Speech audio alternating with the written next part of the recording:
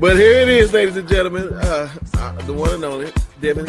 Whose business are you digging in today, man? Eggs and ass. They both went up this year. You didn't know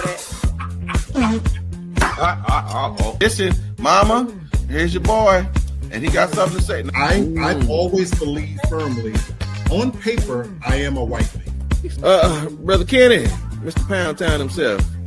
Sir, I'm unbothered. I'm getting ready to go walk my fish again and fly my cat. That cat in this whole 4 years. That's all I'm gonna listen, y'all. We apologize. I really try to control my show as much as I can, but when y'all get started, oh my God. It's TFG Tonight. With Brenton, Kenny the sports guy, Mr. Lee Black, and the lady of the hour, Miss Devyn Devyn. What up, y'all? It's May. It's Uno de Mayo, right? Yeah, it's the 1st of May. Right. So I'm excited. You know, I got a little Mexican in me, so I can celebrate this month. I don't know about y'all, but I can celebrate this month. Can y'all celebrate? No, well, okay, don't worry about that. All of us got a little something in us, right? What's up, everybody? Everybody at home today? Yes, sir. They may not want to be, but that's where they at. Yeah. Black, how Texas treating you, man? Loving it so far. Are you?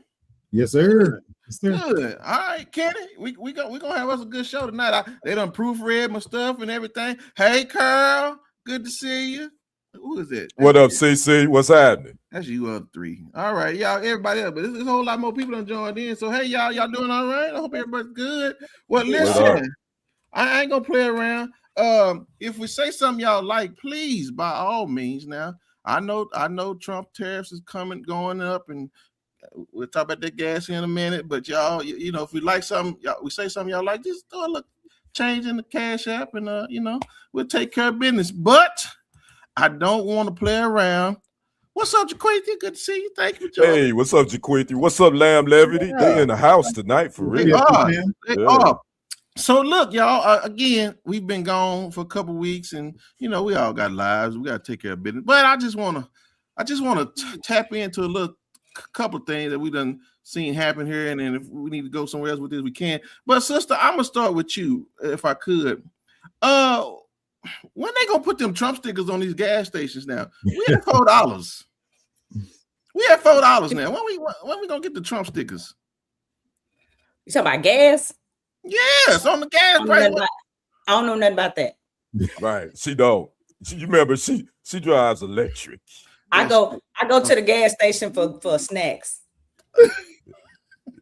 Yeah. Okay, fine. Well, for the rest of us then that's having a problem with $4 a gallon, wait till the electric bill go up though, huh? How about that? Yeah. That's right there. So yeah, while you playing. So okay, so then fine. For the rest, for your colleagues, I know they over there fussing because they tired of driving to work with all that gas. When they gonna get them Trump stickers though? I just want to know. I don't know. I feel horrible every day when I pass by it because my poor daughter, she drives like good gas vehicle, and she was telling me how much she had to spend to fill up her car, and I felt horrible, and I don't know. I just, when you say the word Trump, you know, it make my stomach turn a little bit, but I just feel bad. I just feel bad for everybody I just think everybody thinks to stay at home and get a moped. Oh, y'all listen, and it ain't getting no better. They say that even if Trump finished this thing up this month, it's gonna take us by Christmas before we even see some real results. I'm tired of y'all. I'm just telling y'all, I'm petty. I want to see some Trump stickers on these doggone gas stations. So that's all. Let me give y'all some real numbers. Yeah, go ahead. I moved from Atlanta to Dallas, and I left on April the 10th. And driving away from there, gas was $4.59. Every fill up on my rental truck was $100. Good night. So today is May the 1st. So from April 10th to now, where gas is now $4 a gallon, I filled up 3 times. On gas alone, it cost me $300 to make a trip from Atlanta to Dallas on gas alone. Gas alone. Man, that is, they are gaslighting us. Right. Okay, well, Kenny, I got this one for you.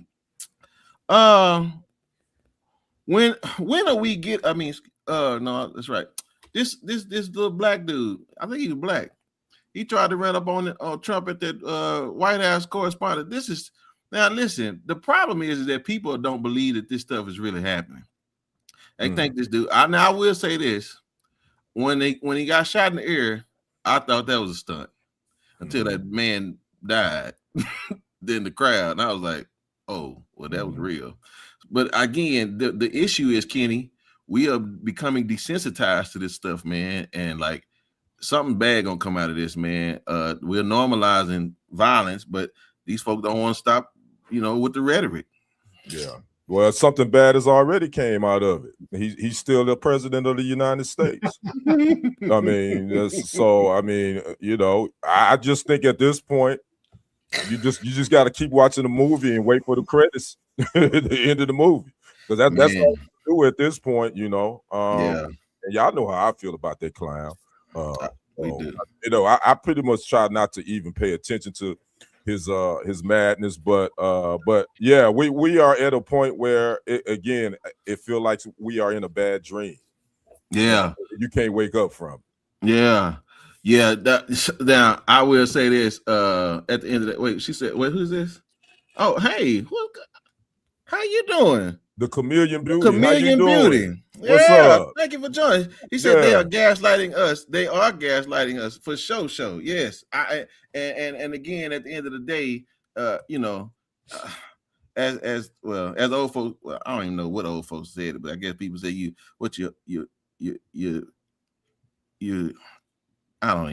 I'll let Black say it because I can't even say it right. What is it when you do something in two hands or something? You hope in one hand and shit in the other. Okay, yeah, that's what it is. Okay, yeah. So don't let Brother Black say nothing about what he gonna do with two hands, because you never know what is gonna come out of his damn mouth. Yes, okay, right. Yeah. What's up, bro? Good to see you. He said if the Pope walking free, so should Brian. Oh no. Well, we'll get to that in a minute. Dream Top Dogs in the house. What's up, the Real Estate Insider? I just saw man. Everybody's doing good. All right, so listen, Black, I gotta give you something real serious. Because the Supreme Court, man, just allowed Louisiana the opportunity to now go ahead and redraw the lines in the state for the Republicans to have more seats. Mm-hmm. And everybody's up in arms now because they feel like the Supreme Court is moving towards getting rid of the Voting Act.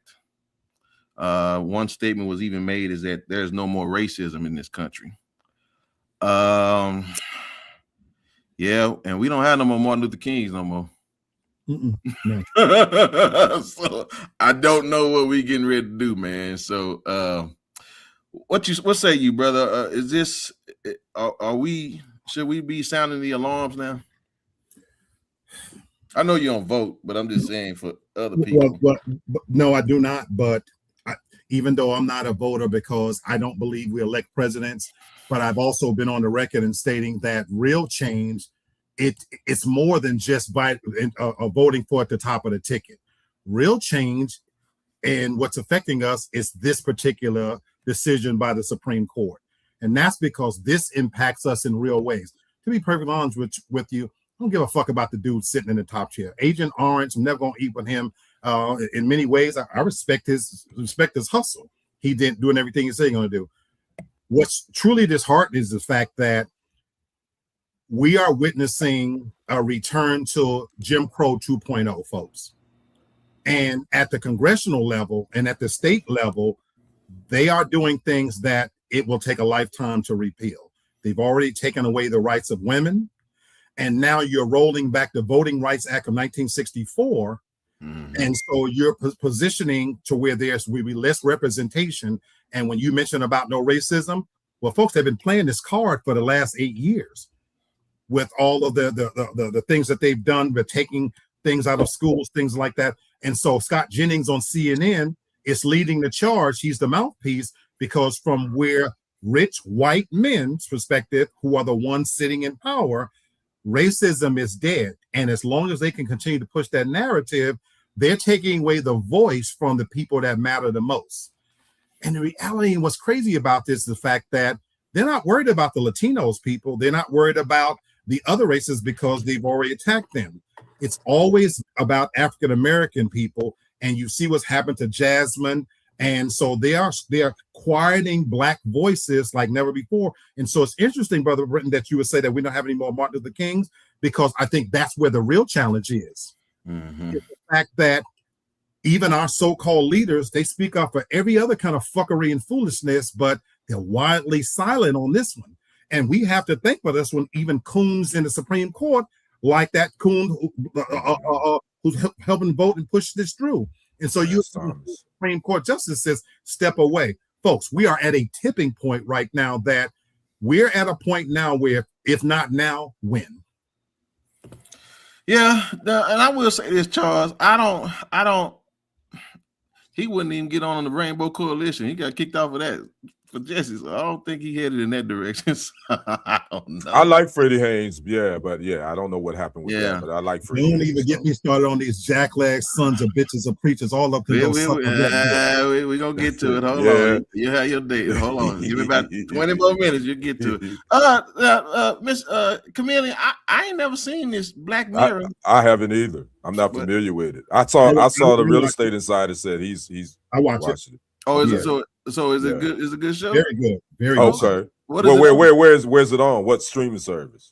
I have all shows, but you probably can catch it on Netflix. I think it's on Netflix. Okay. All right. Yeah. What's up, Lady T? How you doing? Hey, Miss Tori. Yeah, Miss Tori hit me up earlier. She said, "Hey, is y'all doing the show or not?" Boy, yes, ma'am. We don't want to keep upsetting Miss Tori on that. All right, y'all. Well, listen. We should be back soon. I mean, not soon. We should be back consistently now, so we should be able to be more current in our topics concerning politics as of next week. But that's where we're gonna leave it at for right now. But listen, I got to get to a couple follow-ups here now because some things have been happening, and I just want to hear y'all opinion about this. Now, a few weeks we talked about Judge Greg Mathis after cutting up with his wife, and she filed for divorce. But just recently, she dropped the divorce file. Yeah, they reconciled. Yeah. Mm-hmm. Mm-hmm. Yeah. So again, I don't remember how many years they were together, but and it's cheaper to keep them. I believe that. But again, I think it's more than thumbs up for me. Yeah. It's cheaper to keep her. But I think they genuinely love each other. And I think so too. He too old to be cutting up. I mean, sister, you think that's a good idea, or you think she should have just cut her losses? I mean, I feel like the cards are in her hand right now because he was begging for her to come back. You know what I'm saying? Because he wasn't acting right. And this is when she's supposed to turn up and have a hot girl summer and do whatever the hell she want to do and take advantage of it. Like, you know what I'm saying? It's time because he clearly ain't going nowhere. Because I feel like he was broke when they got together, and he ain't broke now. And if she was to leave him, she'd clean his ass out. So I just feel like she needs to. I mean, I know she up there in age, but she needs to do whatever the hell she want to do at this point. I mean, how hot can it get? Unless she menopause or something? Yeah, she can still get her broke. She can get her back broke. Yeah, somebody break that. I didn't mean that. I meant like if she want to go on a girls trip to Paris for a week or two, she can go on without, but tell him you keep your ass at home and babysit these dogs, and when I come back, my clothes better be ironed. You know what I'm saying? That's what I meant. I didn't mean like. Okay. Yeah, we had two different meanings on that hot girl. What's up, Mary? Good to see you. She said now she needs to keep him, but he better come with the gifts. I'm sure he is. Well, okay, I got a question about this. What does the gift do? Is that an appropriate apology? It's not even that. It's just taking advantage of the situation. I'm just being honest with y'all. So it didn't mean nothing. Not really. Crazy. It's symbolic. That's what it is. Okay. So let me add my voice, and I'm one of the dissenting opinion here. Thank you. All right. Yes. For the record, look, I admire that the fact that he recognized that he was acting a little bit out of sorts, probably because a little bit of the fame and the money. And he did something we don't often see men do. He publicly apologized, and he said, "I'm gonna get my wife back." And I think he recognized that. There's a lot of green grass on that other side, but to have somebody that's broken in that you've been with, I appreciate that. But don't get it motherfucking twisted now. She ain't got a whole lot of options either now. That's and true. even though that old expression about it's cheaper to keep her, money alone is a lonely cold night for that old bitch to be putting a pillow between her musty legs. So I'm gonna tell you right now, it ain't like nobody gonna be banging down her door, to be, believe it or not. At this stage, look, ladies, we've been trying to tell you something for a long time. Fuck you and your money. Even if she had some money, you might give a fuck about that. They might knock a monkey ass down a little bit because she got a little bit of money, but nobody gonna be with her with all her fucking pent up energies and smelling like cold cream and Ben Gray and shit like that. It's not like she got a whole lot of options out there either. She had to keep her monkey ass at home too. I know it's early, y'all, but we got. This is a test. He's Texas ready, y'all. Everything is bigger, so even his comments. Yes, all right. Well, what'd you say, man? She said she's gifted. What she said, she gifted him to. Well, all right. I hear y'all. Okay. I ain't arguing with nobody. Miss Torres says, I don't want those gifts. Those gifts don't do nothing for me. I have enough stuff to do right. Period. Yes. Much respect, Lady T. And I don't even remember, what did he do? I don't think he really did. I think his job consumed his life, and I think she was feeling like that. Yo, you more married to your fame and your notoriety than to taking care of home. Okay. So she felt like he lost his place. Okay, sure. Yeah. Okay. All right. Well, yeah. Well, listen, we definitely want Black love to remain intact, and so good job to Mr. and Mrs. Mathis. All right, one more, and then we'll get out of here. Druski. The dude that dressed up looking like Charlie Kirk's wife, and now he's working on looking like JD Vance, and he went back and forth with the fake boxer boy. I can't think of that boy's name, but anyway, BET. They made him the new MC for 2026 BET Awards. He's the youngest to ever grace that stage. And I said, man, by the time we start embracing our people, you know what I'm saying? Like that's, well, we'll see. But I think he brings in a whole new crowd of people that probably wouldn't watch it. Yeah. And the skits that he'll do. Right. And again, I just love the fact that they loving on him. In spite of all these white folks trying to trash him and stuff like that. But the fact that they covering for him is really, really good for me. So would you watch BET now or because of Druski? Okay. No. But I do think it's cool that they giving him the opportunity. I just don't have the patience for award shows no more. I usually just wait for the clips. I'm waiting for everybody to go to YouTube, like they said, and so that way you can kind of watch and fast forward and all of that. So if I don't want to see sexy red booty hole, I don't have to sit through that. I can fast forward to whatever else I want to see. Why you gotta see her? Because I can't get over that one award show, and I feel like her lasted forever. And she was literally talking about her booty hole being brown, and don't nobody want to see that. Then you right with a nasty. Ooh. Okay, man, I really stay up. Please don't. I don't know none of this. Okay, Kenny, you watching because of Druski? I'm gonna watch. I really just want to watch his skits and his clips of what he's gonna do. I want to what? Yeah, yes. No, unbiased. You need to. Hey, you know what? They got a home for you.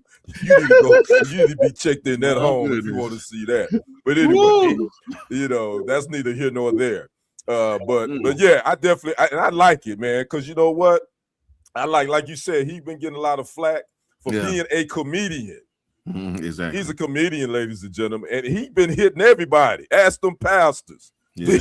He been in what with those skits. So my thing is, I think it's dope. Red. Yeah, I think it's dope. I think he's a younger generation. He'll get some of the younger generations to watch and check out what he's going to do next. So I like it. Okay. Well, Black, I know you watch it already, but you think there's a good look for BET and Druski? I'm watching, but not for him. I'm not a fan of Druski. And I agree with a lot of what Unbiased as Fuck has to say, that he's being pushed right now. And when we say they, I do hope we understand that Black people don't own BET anymore. No, they don't. So this is not us supporting him, but this is about money. As Brother Kenny says, that right now, who's really getting all the attention is the content makers. Over the last few years, when they've been doing these various different shows, they're struggling, not just with BET, with the Emmy Awards, the Oscars, I watch these kind of things because I love fuckery and foolishness and just watching the people. And like unbiased as fuck, I wouldn't mind seeing a dirty asshole. I might even bowling ball if she kissed me on the right day in my hot boy summer, 2 in the morning. Goodness, That's nasty. he's 2 for 2, y'all, already. I mean, you're gonna give us one every segment. I see now. I see the trend we going down now. That's freaking. Oh my goodness. All right. Okay. Well, that was a few things that's going on out here that we need to catch up with. And so but we'll keep this train moving. Okay, listen. I had my stuff proofread, ladies and gentlemen, so we shouldn't have any typo errors. And again, when you ask them to do stuff, they always take it above and beyond. So I asked them to proof it. You sound like you and your feelings, bro. No. Okay. All No. right. No. Just checking. Okay, thank you. Yes, sir. All right. So listen, we've talked about this before. We've talked about the double standard, right? And so we know that there are biases in double standard. And so I felt the need to have this conversation because I think this might end up being a biased double standard. So apparently there's an executive for JP Morgan Chase that has now been brought to the table because they have sexually harassed one of their employees. But this time it's a woman that's being accused of harassing a male employee that works underneath him. And I said to myself, I don't know if men take it the same way as women do when it comes to discriminating or being sexually harassed at the workplace. So I wanted to bring it to the table because I guess I don't know what's going to happen to her, but remember when the man was at the Coldplay thing with the woman and they was hugged up? Mm-hmm. She was his subordinate. Right. But now it's different because this woman, I don't know what she's doing. The article said she was making him do some things. I guess they didn't mention what the things were, but it like dragging him and said she was drugging him with Viagra. Yeah, I saw some sexual. Yeah, there was some sexual things. So I'm not really sure if we're gonna. So again, sister, do you think men look at sexual harassment in the workplace by a woman the same? If he ain't attracted to her, he will. Let's be honest. Mm. If he found her attractive, he wouldn't care. He'd probably toss back some of the comments or whatever. But if he don't find her attractive or he thinks she gross or something, then no, he ain't. Then he won't like it. I think that's the difference between like whether or not he wants. And I don't think it matters if it's a male or a female. I think it should be the same across the board. But I also think he can't entertain it if she was attractive. He just needs to. I hear you, Kenny. Now I will say this: we've been men all our lives. So, are you gonna have a problem with your female supervisor taking advantage of you? Shoot, like Lady D already said it. If I think she's attractive, I don't really give a damn. Real talk. That's what I'm saying. But if she like sexy red, yeah, I'm gonna be offended. But I'm not gonna really trip on it either. Me personally, I'm just gonna kind of brush it off. But I'm not gonna give her no ammunition. You seen her picture of the woman? The woman? Oh, that woman? Yes. Oh, first of all, she a mayonnaise woman. So y'all already know how I feel about this. I'm sorry, you like mustard. I forgot. No. I like my women chocolate and honey complexion. I don't like no mayonnaise. First of all, she a mayonnaise woman. So it ain't nothing happening over here in this neighborhood. All right, yes, sir. So then, yes, you will be filing charges. I got you. Okay. We're gonna go 3 for 3, sir. Is this a discriminatory action when it comes to males being treated with sexual harassment from their female supervisors? Yes, and I'm glad to see this happening because look, if we're going to tout the Me Too movement, which people who know me know I hate it, then it needs to be a standard and fair all across the board. I currently work from home I know with every part of my being that if I worked in an office, I'd probably lose my job. To piggyback on what we know, yeah, I come from a different generation where if I'm attracted to the woman, it wouldn't probably mean, to be honest with you, I wouldn't even have to be attracted to her. I'd probably still hit anyway, just because. Yes, we do. But the workplace has changed. And we do have to acknowledge now that we're living, there's a different work environment. There's a reason why I got out of management, because managing, underlings in 2026 is very different than what it was just 15 years ago. The workplace now is a place where anything can be misconstrued, can be misunderstood. And so I'm glad that we're at a place where if we're going to do it the right way, do it all across the board. Hold a woman to the same standard that you would hold a man to. And so I'm loving that this is happening not just in the courtroom, it's happening with child support, it's happening with custody battles. So it's fair play. But we have to acknowledge that, yeah, men of our age group, but if we're talking about this new generation of young men, half of them don't like pussy anyway, yeah, they're gonna sue. Yeah, that may be true. In my mind, I can't fathom, again, all things being equal, that there is an attraction there. I don't really see most men, not allowing that, at least testing the waters and stuff. Yeah, no, I agree with you, Brenton. I think we look at it differently. I think women gonna go to HR real quick. Even if they kind of find them attractive, they may like give them a little bit of leeway, but eventually they go into HR. I think men, we just gonna chalk it up to the game. We ain't gonna really trip on it too much. Unless you're trying to fire me. You know what I'm saying? Then it's gonna be like, then it might get a little thick. Like, hey, wait. And so, Brother Brenton, for that reason, if I were in an office, I would go as a precursor to protect myself, because that's the world we live in now of legal fiducia. Yeah, I'm with you. Okay, yeah. Well, all right. Well, that is. I just wanted to make sure y'all we was all on the same page about what this was, and so I think we was. But here it is, the hardest working man in TFG sports, Kenny. What's going on out there in them worlds, man? I ain't too fond of all this basketball playoff stuff right now. Everything kind of looking weird. It is funny you mentioned that. Right now, we got the Pistons and the Magic. It's going down on Amazon Prime. It looked like the Magic might get upset. They up in this series 3-2, and they up 62-45. They the 8 seed. So this would be like the 4th or 5th time in NBA history that an 8 seed took out a 1 seed in the play, and we're in the first round. So we got that going on, as well as the Cavs and the Raptors going on right now. Looks like the Toronto was up on them. That series is 3-2 to Cavs, so they could close it out. And obviously the big one tonight, Lakers and the Rockets on Amazon Prime. Dang it. I said this in a segment. I said the Rockets had their foot on a banana peel and the other one in the grave. Man. Yeah.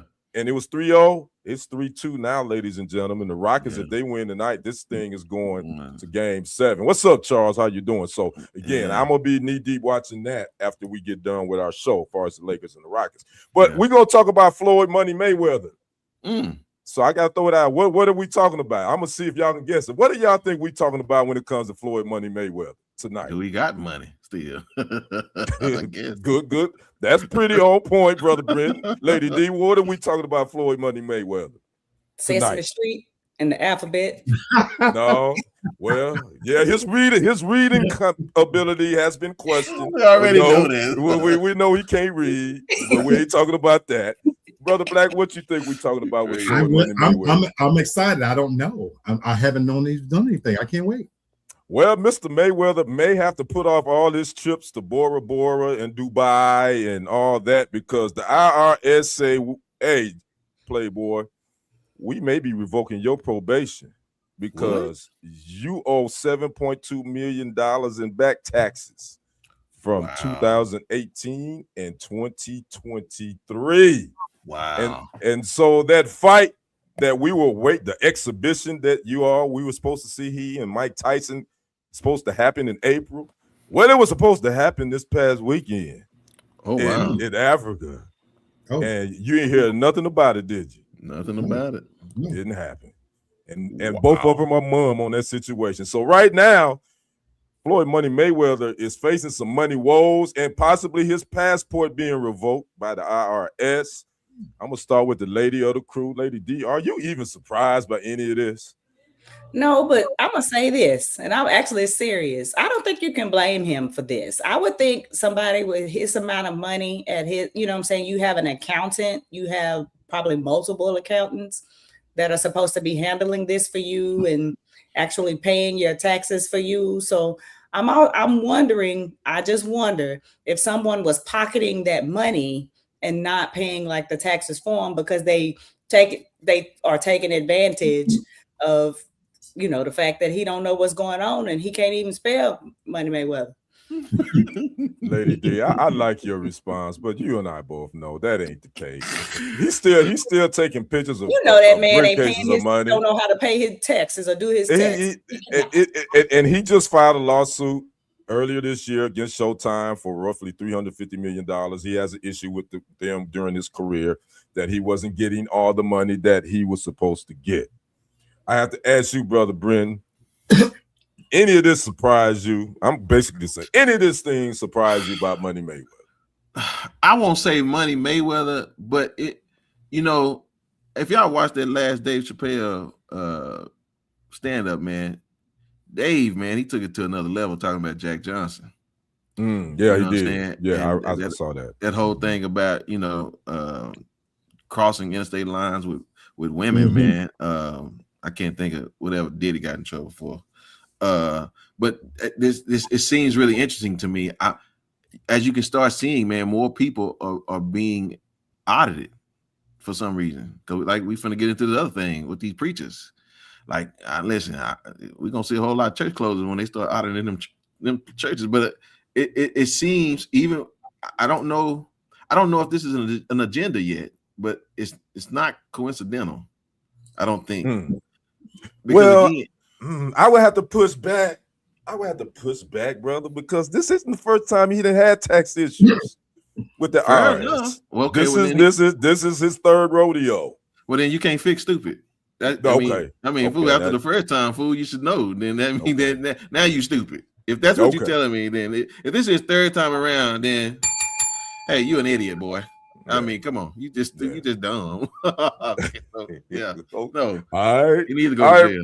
All right, Brother Black. Now here's the breakdown on how much money Mayweather has made over his illustrious 20+ year career. He's made over between 1.1 billion and 1.2 billion over his career. He's 50-0. The Real Estate Insider says how he done earned $500 million his career. And I'll just admit, thank you for going there. His top paydays, his 3 top fights. His first fight with Pacquiao in 2015, he made right at over $250 million. Thank you, Mr. Stewart. His fight in 2013 versus Canelo Alvarez, he made $70 million. And his top payday was versus Conor McGregor in 2017, where he made between $250 million and $300 million. And I know the old saying, Brother Black, they say a fool and his money shall soon part.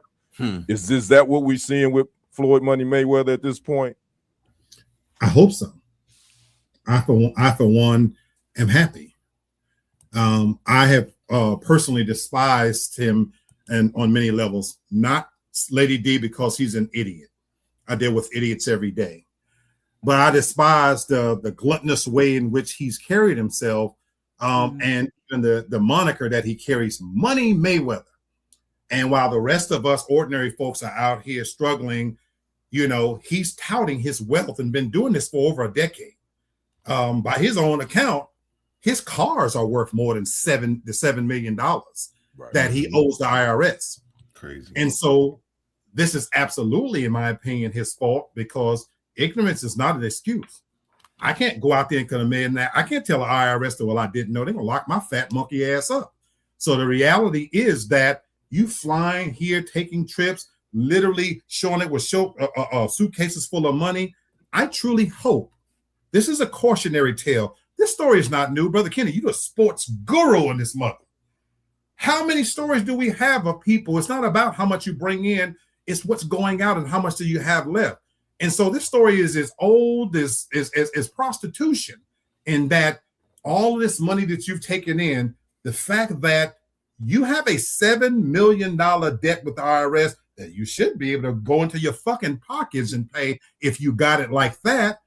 But we're finding out that once again, we have a fucking idiot at the helm. And I, for one, hope that his funky ass ends up working at McDonald's. I'll go in there and eat McDonald's for just to see him behind the counter, you dumb fuck. Okay, well, there you have it, Brother Black. You got to point to the picture, though.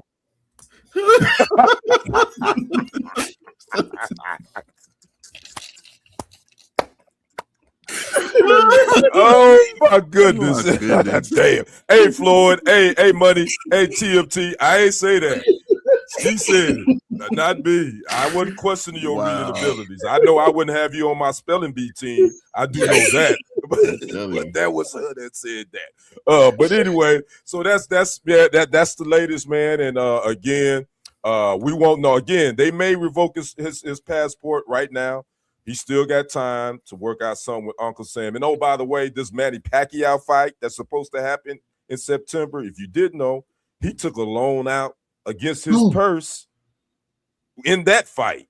Oh, wow. That's really up in the air right now because the negotiations is going back and forth. So Money Mayweather, it sounds like he got some money flow issues. I don't know what it is. So again, I'm Kendrick, the sports guy. That's my sports segment for the night. Back to you, Brenton. Oh, man. Appreciate it, brother. Yeah. I mean, listen, they need to go and test that boy for some CTE because he just cannot. He can't get right. I'm telling you, that's a for sure can't get right there. What do you say, Lamar? He must have a gambling problem. That could be it, too. Okay. He likes to gamble, but he likes to buy a lot of stuff, too. He likes to just throw his money away as well. But that could be it, too. I hope y'all right, because man, if not, that he is. I mean, I thought Mike Tyson had some. At least we knew Mike was giving that money to the people were stealing from him. Right. Yeah, Don King. What'd you say with his story? She said they would not let us get 1,000. They would be knocking. No, yeah, for sure. I owe the IRS right now, and they're gonna get it back from me in drips and drops, but they come for my ass every year. I knew Lady D was going. That's why he got 50. That's why he got 50 aliases. Yeah, right. Is this Ronaldo Rivera? Nope. I know he came to Texas for a reason.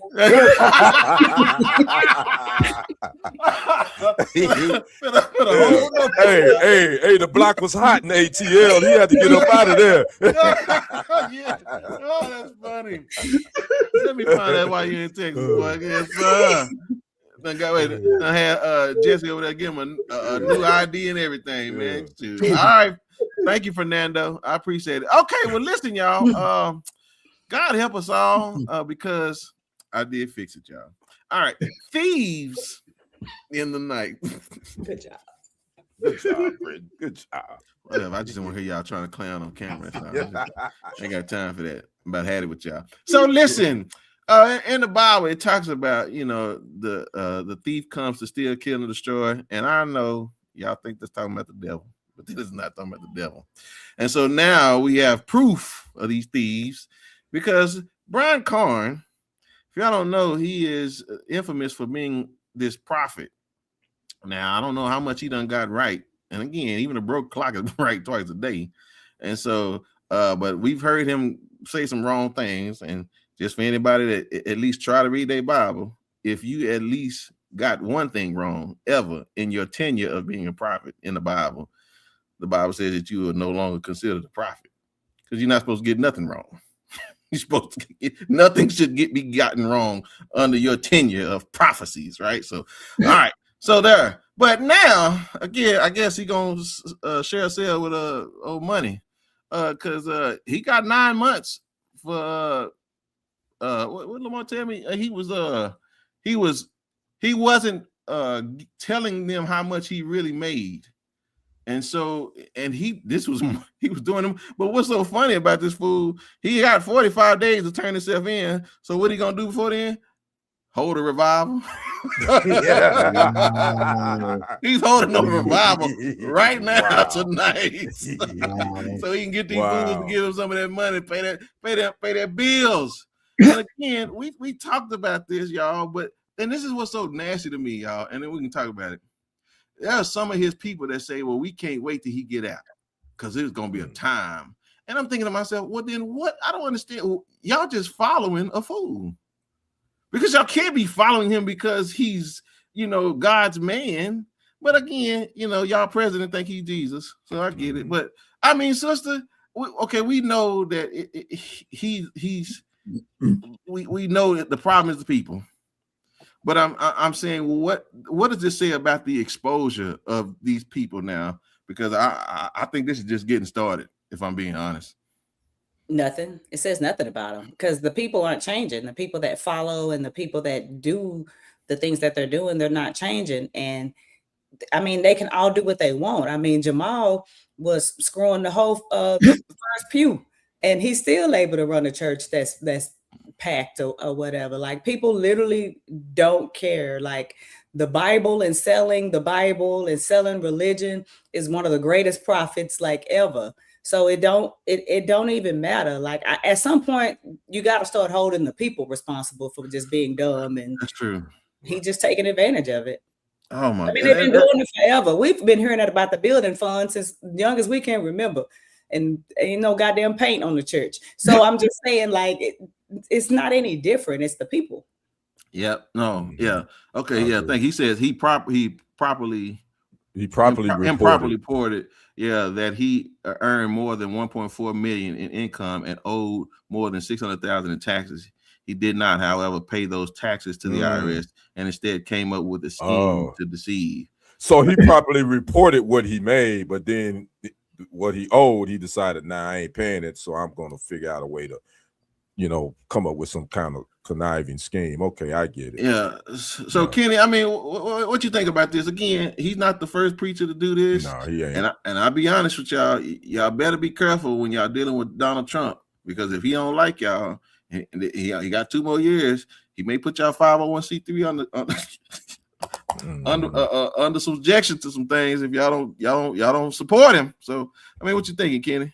Like Lady D said, like you said, he ain't the first, he ain't the last. But I'll be perfectly honest with you. I despise Brian Carn with every fiber of my being. I think he's a con artist. I think he's a clown. I think he's disrespectful. I've seen too many videos of him disrespecting people.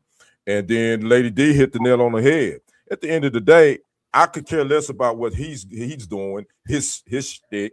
It's the people that still running to him and believing in everything he's saying. So at the end of the day, if you run to the dog, if a dog done bit you and you know that dog done bit you and you go back to that same dog, that's on you. That ain't the dog, that's you. So again, Brian Carn, he gonna get a slap in the wrist. He gonna do what, 9 months fed time? He'll be out doing his same shtick again, being disrespectful and getting people money and conniving them out their income. So that's straight delusion. Now I'm assuming you you lean back on Miss Tori. What's she talking about? She said Jamal didn't get her cookies, but here's the thing about them pastors, them dirty pastors. Similar to what Black has told us several times, they know how to point out the weak ones that they can get it from. So he must have known you weren't gonna give up your goodies, Toria. So he was next to you. They know how to point them out.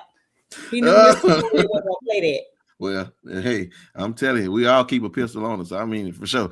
So, Lee Black, I want to tell you something. Evangelist Erykah Badu said one time on social media, she said, if people had put their tithe into investment instead of giving it to their church, we would have more millionaires in the Black community. Is she right? You're right. Absolutely. And I agree with that. And unfortunately, that's not the case. And double, unfortunately, that delusion is not going to go away. But they got to fight on their hands now. So what say to you, brother, about all this, man? Because, again, these are the thieves that we're talking about. But, again, it's taking candy from a baby.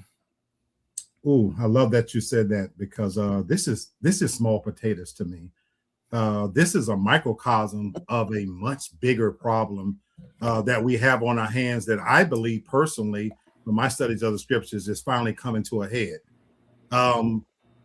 Money making preachers, anybody who knows me know how much I despise them. This is small potatoes, you know. When you got doo-doo chaser, Bishop T.D. Jakes, who's worth $140 million, fleecing the flock, and even he's small potatoes. We could talk about Billy Graham, and at the top of the heap is the Pope himself. Fuck him. And what we're witnessing, I truly believe, is the fact that finally the government is turning on organized religion.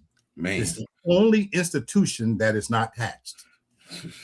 And the reality is that what this pastor's doing, that's small potatoes. And I agree with everything my brothers and sisters have said on here. I don't blame the preachers anymore. Shame on the people. The Bible tells us that people like to hear their ears tickle. And we know from history that people follow rhetoric. There would be no Mussolini, no Hitler, or Donald Trump for that matter, if not for stupid people. A person is smart, but people are fucking stupid. And they like to follow stupidity. And so for these preachers to continue to get up in front of the congregation and, as sister says, to ask for tithings and this, that, and the other, when you can clearly see their lifestyle is not in harmony with the very things they preach, I ain't mad at that person. If you see a fucking fool, you bump his head twice on Sunday. I do the most egregious shit on a Sunday just because I can. And the reality is these preachers are no different. As you said, sister, they take advantage of the weak. But the truth of the matter is people like hearing it. They continue because nobody really wants to be told that they're wrong and that they're be held accountable. And so the fact that we have these money grubbing sons of bitches who are taking advantage of people who won't even take the time to educate themselves, and then it's all blamed on the scriptures and blamed on God, that's the most egregious part about it all, that these people don't represent God. And I, for one, believe this is part of a bigger issue that is unfolding right in front of our eyes. That little tit for tat that's going on between the Pope and the President of the United States, it's not going away, people.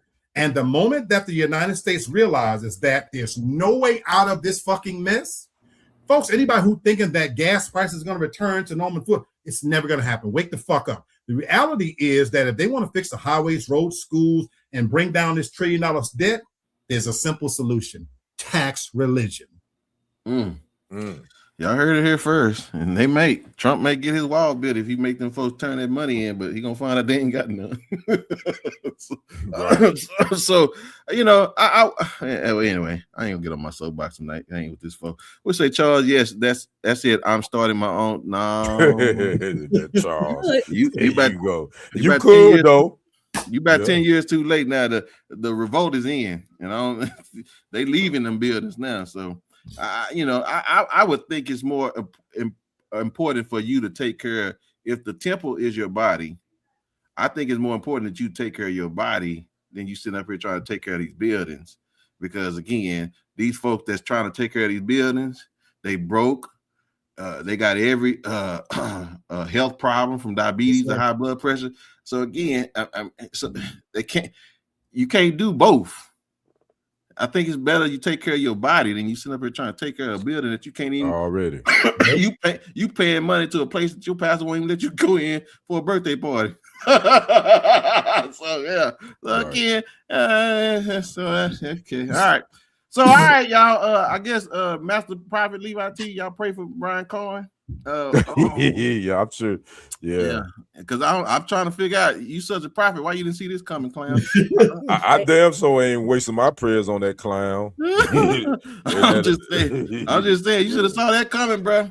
All right, y'all. Well, we're gonna keep it moving. She is back and she is in somebody's business, and I hope ain't nobody trying to play in her booty hole. In my booty hole?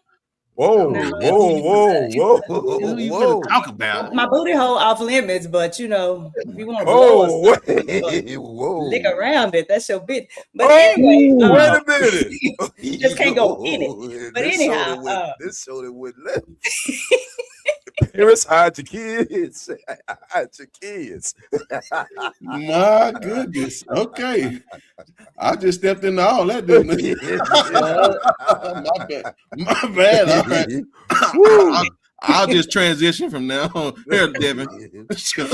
Well, yeah, I know I be trying to mind my own business, but if you try to mind your business on this one, you have to be living under a rock to not know that Miss Megan Thee Stallion and Clay recently broke up, and she came out and basically said that he decided he could no longer be monogamous after having her around the family and cheating and all that other stuff. And that's what Clay said. And she exited. Did he really say that though? Did he really say that? According to her, okay. and he has not debunked it.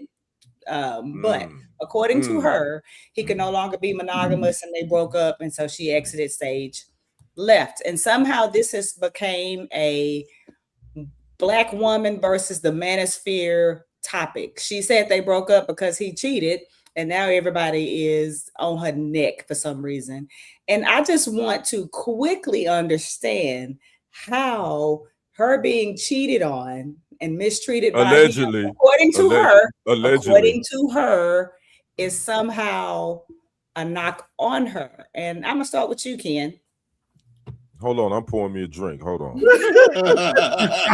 Hey, brother. I gotta get my Packers cup filled for this topic. Hold on, just a second. Well, how do I feel about it? I'm gonna be honest with you. You know what I noticed about this whole? We've seen celebrity breakups before and all that. This isn't nothing new. This particular situation, I really noticed that I've seen it over some time is when women break up with the man, they normally run to social media. They normally are gonna tell somebody first and foremost, I'm done with him, I'm done with this, I'm done with that. Whereas the man really, they more private about that if the relationship has run its course. They're not going to say nothing until some information gets put out there by their said former lover that's not maybe telling the whole story. And I don't think Meg is telling the whole story, in my opinion. And I'm not knocking her either. But I don't think that she's telling the whole story, because I think she was in her feelings about from something happened between her and Clay. Don't know what it was. Don't know if it was infidelity or whatever. Something happened where the relationship went left. She got in her feelings. How's that infidelity?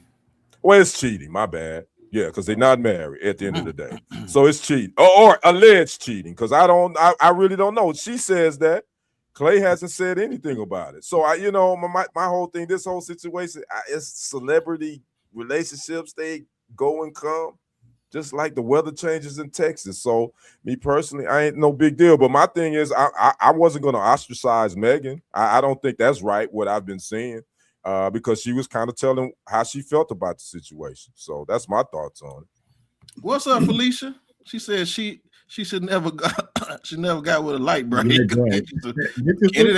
that's right up your Well, alley. you know what? What's her name? Felicia. You right about that, Felicia. Yeah, get you some chocolate. You might have diabetes, but you'll be all right afterwards. Damn. Black, does the fact, and I don't even know why I'm saying this because I already know, I know you. Does the fact that he has allegedly cheated on the last 3 girlfriends that we're aware of, does that now make a difference that maybe she was telling the truth? I don't know if I know how to answer that, sister, because both of these are famous people, and I refuse to believe that she didn't go into this with her eyes open. I think this is the kind of thing that I've covered for close to 5 years on my show, Real Talk for Real Men. I think a lot of times ladies think that I can change this person. It's going to be different with me. Clay, for those of you, like you said, you have to have lived under a rock to not know about this. And this is not some obscure dude that didn't have a reputation. Let me share something with you guys. His dating history was with Hannah Stocking. Look these people up. Tiffany Suarez, Abigail Ratchford, Isa Gonzalez, Laura Harrier, even Coco Jones, who's now engaged to was a sister in the list. I like, damn, none of them sound like sisters. I mentioned these people for a reason. This is not a brother that has problem getting bitches or getting pussy. I also want to want to put this out there. His net worth is $140 million. Hers is $40 million. She didn't find him somewhere on the curb that he couldn't get women. So I refuse to believe, Lady D, that you didn't go into this without any knowledge that this person has a history and a reputation for a relationship running its course. So who the fuck do you think you are that you're so special because your pussy is wet? This man get wet pussy all the time. Oh, let's talk about hot dating history. Oh, I was ready for this topic, Lady D. Let's talk about hot dating history because he's on the back end of Moneybag, allegedly, Moneybag Yo, Partisan, G-Eazy, Meek Mills, Burna Boy, The Baby, Luca Luke. Oh, that pussy done seen his share of soldiers in there. So don't come on social media now. And what typically happens is women are going to side with her. He can't win this fight, Lady D.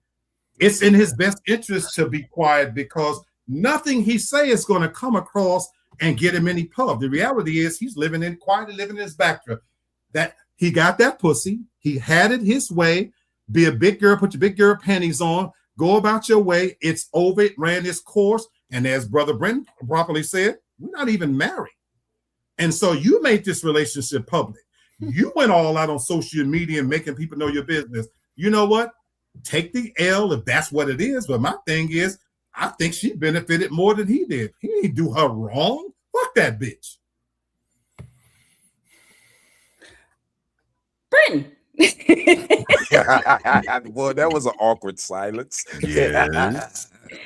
What is your opinion on this? Because I just believe that because I've been in her situation, and I'll get into that after you, but having someone lie to you and pretend that they're going to offer you this life and all these things, and they're ready to do this and ready to do that, only later to be like, my bad, I was full of shit again.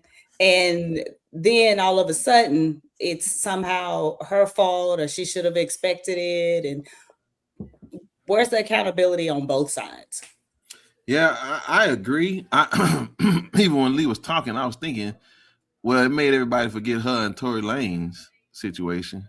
So that kind of like pushed her out of that stuff, you know what I'm saying, and into something else. So it could have just been a PR thing, because at the end of the day, I don't see how those two type of people, especially with their history, why would you even think you all were going to be in a monogamous relationship?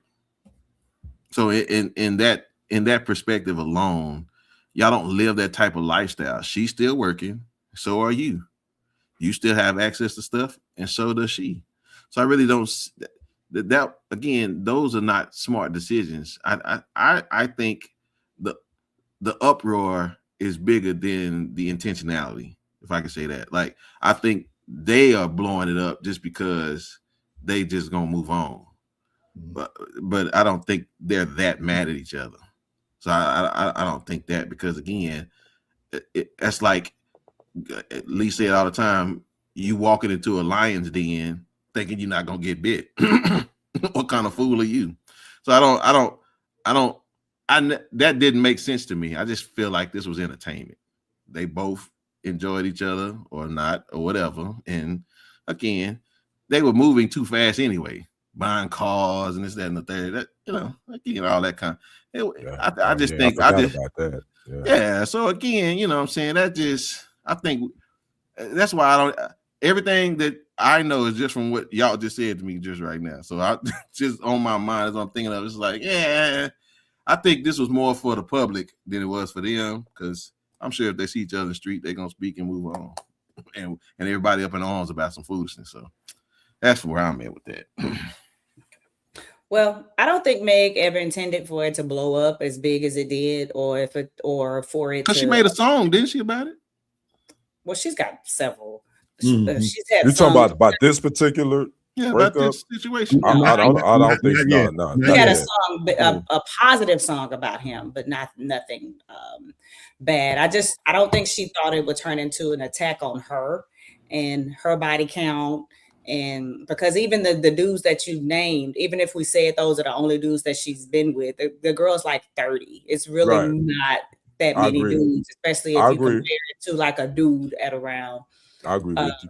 30 or whatever. So I don't think it's that bad. And I think it's just almost cruel the way that she's kind of been treated because she said that, and she's turned into like this hoe, and it's just, I don't know. It just makes me sad kind of how it all turned out. I think like, even if you're a celebrity, I feel like you can be like stupid or a hopeless romantic. And I don't think somebody like Meg should ever date a celebrity. She needs to date a regular dude, keep her relationship low key, not even tell nobody that she's dating.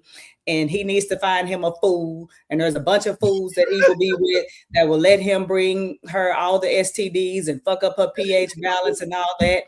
He needs to go out and find him one or two of those that'll let him do it because he got plenty. And if she's smart, she'll clean his ass out when he on the away games.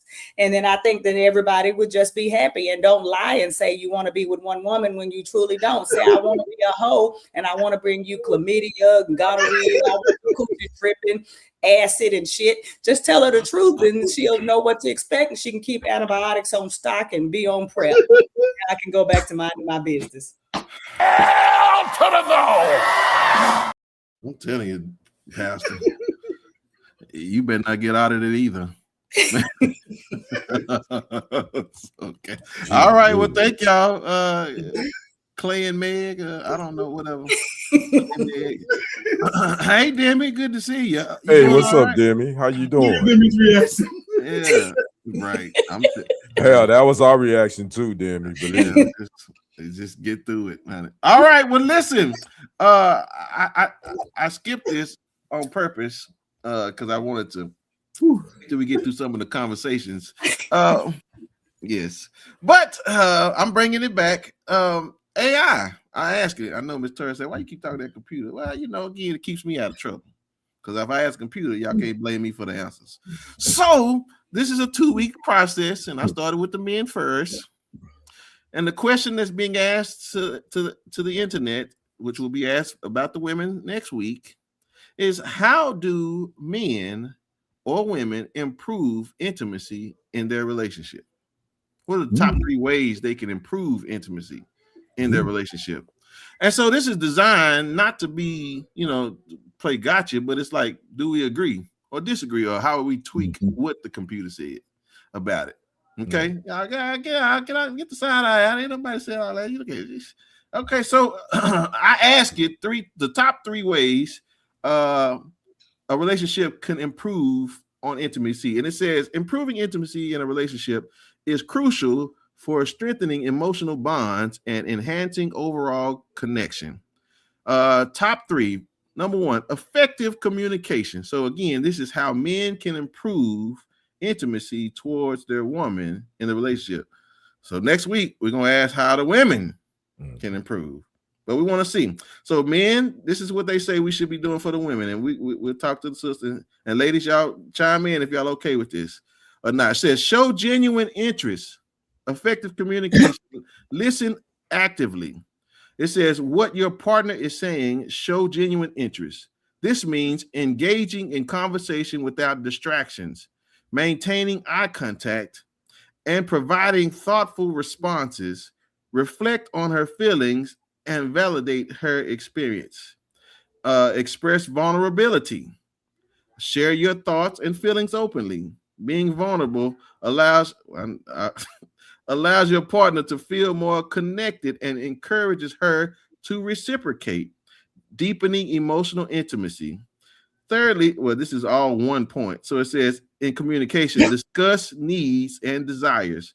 Talk about what intimacy means for both of you, including emotional and physical aspects. Clarifying desires can help align expectations and build a more fulfilling relationship. Sister, you think that's what y'all? You were getting a little soft points and looking a little soft in some of that. Like, I don't know who AI talking about, but it was getting a little, I was finna say, I thought you was finna say rub his booty some. I mean, it was getting a little weird, like right there. Like what? Like confident, rub his head and shit. Like nobody want no weak ass dude. Like I want you to talk to me and get to know me and have effective communication, but all that be vulnerable and all that old crying and shit. Anybody got time for that shit? So yes, effective communication is true. He should have left it right there and moved on. Okay, so what type of communication then are you expecting from men? I mean, I want you to like talk to me and act like you're interested in what I have to say, and we can have like a true dialogue. Because sometimes I don't know y'all personally, but I know sometimes when you communicate with men, I even had this problem with my son. It's like they hear you're talking, but they feel like it seems like they're somewhere else. Because when they answer, it don't even make sense. It's almost like you're just trying to appease me by giving me an answer to something they ain't even what the hell I'm talking about. Like, be genuinely interested in what we're talking about. Like, tune everything out. We don't give a shit about what's going on with the game or your portfolio. We don't care about none of that. Like, really engage with me and act interested in me. That's what I'm saying. Not all that soft shit. Nobody want to hear all that old. Okay. All right. Kenny, what are you thinking from your perspective? Is this something you want to add to your repertoire, or you already got it? Definitely not the vulnerability. That was like, yo, that's a fine line you got to walk with a woman. Because just like Lady D says it all the time, I ain't got time for that soft ass shit. So, but I think a woman wants to see that you can be vulnerable in some manly situations, put it that way, in a couple relationship type situation. But you can't do the vulnerability type thing, because then your ass, you get into the back of the line. You out of there. Like last year. So but all the other stuff, I get it. Communication, yes. I think we do have to do a better job of communicating and listening to our ladies, and listening and listening to understand, and not listening to respond either. So you know, and Black, I'm going to get to you, but I want to say this. I think this is what really hurts us when we have so many partners, because it is very hard to try to communicate a desire, especially when you used to giving somebody else something different, and then you done gave two other people something two other different ways. So it just really gets convoluted and very hard to try to, you know, break a habit that you were doing with somebody else, and it's a lot, man. So, you know, I hear you. Black, what you think? I love the point you made there, because in a vacuum, AI, what you said is great. And I think that could possibly work. And a lot of that will go towards if you're in a stable, monogamous, long-term relationship. But if you like the rest of us, that you're coming across these bitches where you meet them, then you got to meet them where you meet them. And Lady D made so many good points. And Toria says as well. She says, oh, hell no, that's too damn much. Go watch a porno and learn some new tricks. The reality is, Eddie Murphy said a long time ago in his famous stand-up routine, Raw, he says, if you poll the average woman, do they want somebody, I'm going to make love to you, or somebody to grab the scruff of your neck and say, I'm going to beat this pussy into submission? And so Brother Kenny makes a great point. The reality is that, look, ideally, you want to listen, but as Lady D clearly pointed out, she don't give a fuck about all that other stuff. So guess what, Lady D? I don't give a fuck about what you do either. I've said many times before, get yourself a good gay friend to share all of your soft shit about, you know, because when you come to me, we don't got to talk about all that other shit. I'm about as vulnerable as I'm going to get is be able to tell you, you know what? I like when you have candy in your mouth when you suck my dick. I like it sticky and wet, and you can put a peppermint in your mouth. That's what. Okay, we don't like all that. We don't want all that. We don't want all that. We don't want the get grab. We don't want all that. I just don't want you to be soft. Well, that's about as vulnerable as I'm willing to get, because if I go anywhere else, I'm going to get that. I don't want to hear all that shit. So the reality is, how you expect me to communicate effectively with you and hear what you're going through? Oh, this, that, the other one. You don't want to hear what I got to say. So Tori is right. You know what? Pick up some tips from some movie. How does she want that pussy beat? That's the reality of it. Thank you. I have two more, just so y'all know. Just a second. Okay. Yes. All right. Secondly, it says quality time together. Okay. Now, this is what men can do to improve their intimacy in the bed. It says plan regular dates, engage in shared activities. Now, this is the one I want to ask y'all about. Create rituals.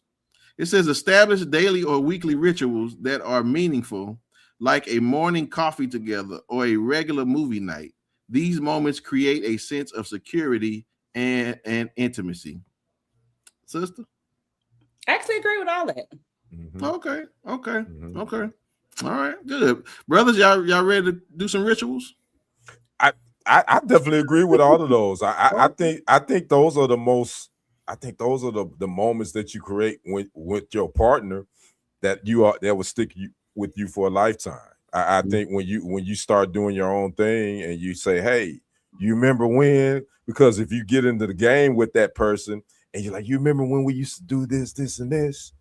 Let's try to do this, this." You know what I'm saying? So I think that's dope, me personally, and I think that should be something that us men we should do better at. I agree with that. Yeah. All right, Black. Remember, I got one more. I agree. I agree. I agree with that 1,000%. That, you know, as far as that goes, even if you with somebody part time, you said the part you want to ask about, creating rituals is great. I think that's the best part of relationships. I do too. And in my personal opinion, because look, I say a lot of crazy shit, but the sex part, to me, that's the easy part.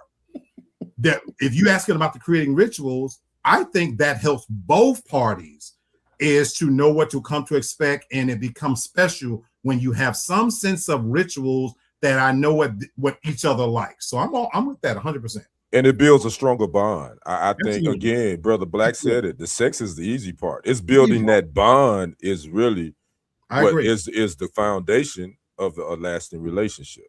I agree. Okay. Demi says, yes, don't stop pursuing me and hunting me just because we are now married. Continue I love that. to show me. I love that. Desire. You have to still date your wife. Yeah, you're right, Demi. Absolutely. Yeah. Okay. Lastly, it says physical affection. It says non-sexual touch. Non-sexual. That's what it says. Hell? It says what increase. That mean? Okay, sure. I'll read it. Increase physical closeness through non-sexual touch, such as holding hands, hugging, and cuddling. This communicates affection and warmth and can often lead to deeper feelings of intimacy. Devin, I know this ain't pertaining, so I'm sorry. So it says understand her love language. Now I just say I don't subscribe to love languages, y'all. So that ain't my thing. And then it says be mindful in intimacy. I don't know what that. So I'm gonna define that because it says focus on quality over quantity in sexual intimacy. Prioritize mindfulness and connection during intimate moments, ensuring that both partners feel valued and fulfilled. Well, I guess that go your neck scruffing. Yeah, for sure. That's out the freaking window. Your neck scruffing. I love that term. I'm gonna have to use it. Neck scruffing. All right, you can. Sister. Now again, I know you ain't speaking for every woman, but No. I think for regular women, I know you don't like the word your love language, so because it's just become an overused term, sort of like narcissist or whatever. But when it comes to like physical touch and things like that, for some people, I'm gonna say what is your turn on? What makes you feel a certain way? Instead of using the word like love language, and for some people, they do like to be touched and held hands and walked together and intimate and all that. That's just not my thing. I'm more of a let's spend time together. I'm more of a let's build a friendship and enjoy being around each other and all of that. And then I want to touch you and all that stuff. But just touching me for no reason, don't be touching me. But for a lot of people, that's like a good thing. And when it comes to like intimacy, similar to what Toria was talking about watching like adult films or whatever, that just to me causes problems because then men feel like they know what you want and what you like and all that. And how the hell are you gonna tell me what the fuck I like? Don't you ask me what I like? And then we can do that. I don't like that shit. Don't grab me by my neck. Don't slap me on my ass hard because we're gonna have a fight. Don't put your hands on me. Like not everybody like the same thing. Some people like stuff and all of that, and some people don't. You need to ask me when it comes to being rough, what's the extent of that? Right. How you can't put my leg on the headboard? Like, what we talking about? Like, I don't like that shit. Do you like it? If you like it, let's talk about it. But if you think I like it, you need to ask me what the fuck I like. Shit, Oh I got arthritis and shit. Anybody got time for that? Well, you sound selfish there. But it's just about what you like. What about what we like? And all that comes in, and you need to ask me my love language or what things turn me on, and don't make assumptions. And if you're the one who gets turned on by physical touch, then that's a sacrifice I'm going to have to make. So, you know what I'm saying? So I would have to learn that to please you too. So I'm just saying, you just have to learn each other. Still a light tap, Devyn. Okay. Devyn says, I understand what you're saying because over time it could change. And so what used to arouse one partner may be different as you get older. So I could see that. Yeah. So again, Devyn was giving her mindful intimacy. So understand mindful. Be mindful. Yeah. Keep thine hands off of thee. Yes, sir. Do not slap thine ass. Anyway, you can lightly tap it, but I ain't had my ass whooped in a long time. But I mean, I started reminiscing about shit, and I ain't got time for that. Oh my god! All right, Kenny, you taking anything from this? You know what, man? Every woman is different. That's what I'm taking from it, okay. And I think as men, that you can't, you know. Most of us have been with more than one woman in our lifetime. So what you do for one woman ain't gonna be, Lady D just explained that perfectly. It ain't gonna work for me, what you think you did over there. So you gotta talk, we gotta communicate. This is where we are. I think as men, we gotta be listening to our ladies and know that, yeah, just because you did this over there, that don't mean that's gonna be the ish over here. So take your ego and pride out of it. If you love that woman, if you digging her, listen to her and follow instructions. It's that simple. Now, Miss Tori, I know you have the inside scoop on a lot of things, but you have the inside scoop on how the adult filmmakers. Lady T, she really, she's educated on these adult films. Ahead, Lady T. Go ahead. What the hell going on over there? All right, sir. No problem. We're not asking for your resume or your work history, so it's okay. We all right. Right. All right. So, Lee Black, but I want to give you this one, Lee. What do you say to the women that if you ask them what you like, they say, I don't know? Because they're also. So wait, is that a sign for them? Probably they just don't want to fool with you no more. Probably. Maybe that's it. And so. I guess that's never a question I would ask because my experience is I wouldn't ask that question or was it good or I never asked those kinds of questions. I'm kind of a lot like Lady D in the sense that when it comes to intimacy and touch, I'm very different. I know that I'm an anomaly in a sense that doesn't work for me. So that's not a question I would actually ever ask. Now, having said that, I do consider myself a student of the game. And to Toria's point, there's hard graphic porn. And I recognize that you can't take pointers from that because what you see depicted on those porn, I know that doesn't apply to every woman. The reality is that it's a two-way street too, that what you see on that doesn't apply to me as well. Don't be grabbing my shit all hard and pulling it back either, because that's going to piss me off too. I'm like Lady D that, I'm not a touch and a cuddle kind of person. So I love what she said about the love language thing. That's not a term I would use. For me, it comes down to knowing your partner. So to answer your question, Brother Brenton, I wouldn't ask her, well, what does she like? For me, part of the enjoyment is discovering that. Now you can't learn that in one or two times. Unfortunately, I've had those experiences where I'm knocking a bitch down and I might not never see again, and that's by choice. But if it's somebody that I'm dealing with on a regular basis, I'm loving the idea that I'm hoping to discover what it is she like. Oh, I'm filing this away that, okay, that didn't seem to get the reaction that I was hoping for. And I don't mean that from me. I'm a simple person. I'm an old fat man. I could get mine and turn the fuck over and go to sleep and put your monkey ass out. The reality is that if I like you enough, I am trying to discover what it is that she likes. And let me file that away. Let me expound on that. So I wouldn't ask the question, but I am seeking the answer because I want to be able to do that each time, better each time. In my opinion, intimacy, we're not talking about sex. Intimacy should be a continual, constant thing as you're learning that person. It's just that I haven't had the experience to be able to do it to that extent because of my dating history. Okay. Yeah. No. Well, good stuff. Thank y'all. Next week we will be dealing with the ladies, and we'll find out. But no more neck scruffing. All right. Let me get here, and then we get out of here. And let things happen. Unrealistic expectations. We've talked about this, but I wanted to know from you guys personally, what would be an unrealistic expectation for you? So I'll give you guys time to think, and I'll give my two and see what you guys think about this.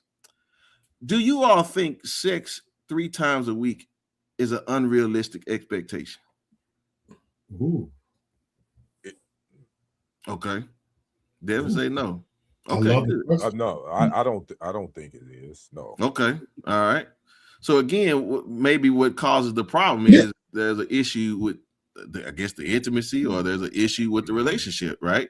If it's not an unrealistic expectation that you should have sex with your partner at least 3 times a week, well, then you may want to quit, have some conversations then, right? Some mindful conversations. Like, right? So, I'm not saying everyone should do that either, though. Like, it just depends on the relationship. For some people, once a week may be sufficient, and it may be one day a week, y'all knock it out the park, and you're satisfied enough to hold you until the next week. What I'm saying, but up to 3 times a week, to me, if somebody said that, I wouldn't be like, dang, you know what I'm saying? They could be 3 quick. You don't know. Right. Well, and I'll say this yes. So again, I'm not, if you guys are satisfied, but if there's a debate going on, right? I'm just wanting to know, because is that an unrealistic expectation? Okay, I don't think so. Okay, good. Not on his face. All right, but it can be. Fair enough. So here's the other one, and then I'll ask you guys for y'all. Should women expect men to do things around the house? Absolutely. Okay. So again, but you got these are some fights that's happening, right? And there were people, men don't want to do things. So again, don't be gaslit, ladies, when men act like they can't do nothing. You know what I'm saying? You got to listen. I know some house mothers, and I'm referring to them weak men that just sit around the house and they little moo-moos and do nothing. And that's not what's up, man. You know what I'm saying? So that's not unrealistic that you should think that your man should be doing things around the house. You know what I'm saying? Instead of being on that video game. When you say doing things, you mean like washing dishes, washing dishes, folding, taking out the trash. Yeah. Oh, no doubt. That's I mean, you shouldn't walk over everything. Right. No, I'm with you. Yeah, I'm with you. I shouldn't know where you ate lunch, dinner, and breakfast at the table. At least your grown ass should be able to clean up after your damn self. Right. If you ain't doing nothing else. Yeah. Okay. So, Kenny, Black, Devyn, what would be a maybe a gray area of unrealistic expectation, or what would be an unrealistic expectation, or could be considered one? I literally think that every relationship has a different dynamic. I think that some people have like strong suits. Like, I know a couple who the man is like an excellent cook. So he does a lot of the so he cooks a lot, and that's not always the norm, in a particular relationship. And I know some men who like are good at doing like laundry or enjoy doing laundry. I just think every relationship has its own like dynamic. And I just think that you shouldn't, I think it's unrealistic to come into a relationship with expectations. Great point. That is a fantastic point. Because again, you missed the opportunity of getting to know the person that you're dealing with, instead of always, and maybe that's where that potential thing come from, right? Because you do come with expectation, and then you think he has the potential to meet it. That's a fault on you. Like, don't maybe that's y'all, and I say y'all, I'm talking about those that they find them in the situation. Stop setting expectations for these men and thinking they have the capability of getting there, and just learn who they are. And if you don't like them, move on. I think we're on to something right there. Lee Black, you froze, or you just mean mug? No, I'm good. Oh, you just like he did have that New York meme mug. Looking like the president up there. Yeah, the NY City mug version. All right, Black. unrealistic expectation. So I love what Lady D said. I think this is very personal and individual. Now I can only answer what it is for me. There are things that are deal breakers. I guess the biggest banner I could put on it, if I had to answer it in a direct way, it's unrealistic for me at this stage to think that you're getting a new age dating scenario. They say you can teach an old dog new tricks. I like being an old dog. And so for me, there are things that's built into my core that I'm more of a traditional person. So it's probably unrealistic for me to date me, to be in love with me, if you're expecting me to have evolved to what this new dating dynamic is. I've said openly, I don't understand the dating scene right now. I'm figuring this shit out. I'm trying to find my way. But especially some of the financial obligations. I'm very traditional and old school. And you asked the question about men doing things around the house. Absolutely. I can cook better than most. No woman can come in here and upgrade me in the traditional sense. Bitch, my house is probably cleaner than yours. I cook better than you. I'm financially stable. Now, having said that, it's unrealistic to think that we're going to go out to eat every night and we're going to spend, I'm going to plop down a credit card to be eating those. No. I'm still very traditional. I expect you to add to me as an asset and not take away. And so it's unrealistic for me if you come in expecting I've evolved to that guy that's what you see on social media, because I'm not that. I'm still very much an introverted guy. I like to be at home. I like to spend my money wisely, and I could go on. Again, there's a deal breaker things, but that's unrealistic expectation for me to be with me. Gotcha. Kenny, unrealistic expectation. Man, this is such a deep question be honest with you, because it is an individual thing. I think for me, an unrealistic expectation for me, first of all, I would say gender roles. I would say Lady D kind of touched on this. I think it's unrealistic going into a relationship that X, Y, and Z has to be because the woman did it. This is what we grew up traditionally doing it this way. This is how we're going to do it. And it's going to be, we're going to keep ourselves in a box because we're going to go by the traditional roles when it comes to gender roles. And I don't go with that, because I, like Brother Black say, I think a lot of times men, we do some things that possibly that people may say that that's a woman role, but we may do it better than a woman. So I don't go into expecting gender roles to be defined. That's about us talking and come together and see who does what better, what the best. If my lady is better with the money, I ain't got a problem with her. Like, yo, my direct deposit going straight to you because I know you gonna handle the business like that. So and I think a lot of times men, we had an issue with, like, our ladies, we going home giving our women a check. If the woman's better with the woman, but most of the time women gonna take care of you anyway. So that's one of the things. And then it's about love, man. There's an unrealistic expectation for someone to love you like you love yourself. I think you can't expect your woman or your man to love you better than you love you. So at the end of the day, when you go into that relationship, you got to make sure all your trauma and all your issues and all of that you've taken care of that. So you got a clean slate. Because I know Lady D over there give me the side eye. Talking about you got to accept this luggage. I ain't got to accept that luggage. You need to work on your luggage and bring me an empty suitcase. And I'm going to bring you an empty suitcase so we can build this from the ground up. That's just my opinion. It is, and you're more than welcome to it. All right, y'all. Well, listen, that is the conversation for tonight about Black. So again, y'all make sure y'all know what is and what ain't, and have those mindful conversations so that you can know if y'all disagree about what expectations are in a relationship. Y'all better have some compromise, man. So, all right. Well, listen, he's here and he's in Texas, and I just want to tell you, Black. I don't know what they were doing in Georgia, but these girls out here, they smash windows and they smash windows everywhere. Okay, well, no. But ladies and gentlemen, Lee Black with Church. And thank you for saying it and with all the intention that it was given. Yes. For those of you that may follow me, when I use that expression church, that's my vernacular of giving something a stamp of approval. That, let the church say amen. Hey, I agree with that wholeheartedly. And again, I haven't seen the family for a couple of weeks, so this is so organic. The last subject on Black love, unrealistic expectations, and Lady D, you brought up the topic of Klay Thompson and Megan Thee Stallion's breakup. Organically, this is what has me interested this week. On a grand scheme, I'm like Brother Brenton. I don't really give a shit per se. These are two famous people who had a breakup, and by all accounts, it should have been the end of that.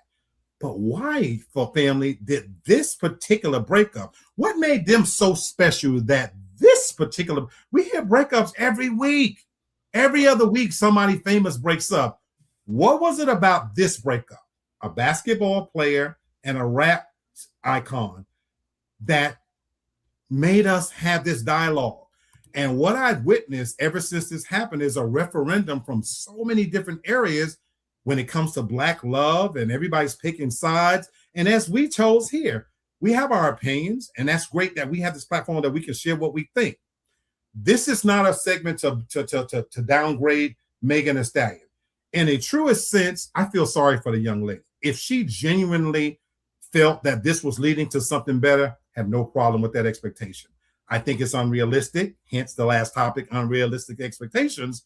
But the dialogue that this has brought out, I think it speaks to a bigger issue when it comes to Black love. And my brother Kenny, beneath me, my brother from another, he believes in Black love. Folks, I just relocated to the Big D. I haven't even been here a month. I come here very disillusioned because as much as I love my sisters, for the first time in my adult life, I'm open to the others because of what I've experienced. Now, that doesn't mean that I'm trying to date at the exclusion of my sisters. I am always going to find Black women attractive. There's nothing like a Black woman. But what I have witnessed in the 11 years that I spent in the HEL has truly shaded me in a lot of ways to what the whole dating scene has become. So this Klay Thompson Meg Thee Stallion situation has brought out opinions. Even famous people are speaking on this. And I want to just kind of say this. Well, I talked about traditions. Ladies, in particular, I've been trying to say this message for as long as I've had my own personal platform. Men are from Mars, women are from Venus. We oftentimes see things very, very differently. And while the relationships that make the social media is the ones that stand out, there's one immutable truth that never goes away. And I mean this with the most possible respect. You can't turn a hoe into a housewife. Now, this is not me in this instance telling you that Meg is a hoe. I think if I am, for the record, I love hoes. So if I'm going to call her a hoe, Klay is a hoe as well. I'm a hoe, an admitted hoe, a practicing sinner. I'm hoping to even get better at my sinning. Having said that, I will tell you that I've been trying to preach on my platform that ladies may not have heard the message and truly understand because they hear what they want to hear. We don't care about your money. We don't care about your education. We don't care about the looks are a dime a dozen. That's why I gave the dating history of both of those people. So I want to end my segment with a young man who has a song that says it in a way that I think encompasses everything that I want women to hear. And this is why I use the word church. His name is E.J. Rogers. And brother Brenton, if you would put this song on and just play this, it's only maybe 2.5 minutes. This is women. Women, I want you to hear this. And so whatever you think about, you're entitled to have your opinion. But this, for me, is my referendum on what's happening from this situation and the whole dating segment and what's going on. And it fits perfectly with our last segment. So, brother Brenton, please. The song is called Unstable Creatures. Unstable Creatures. Cardi be a role model, and she play louder all day and night. Talk to me like she Glorilla.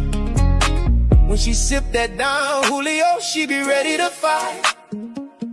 I miss the good old days when you can come home to a hot cooked meal.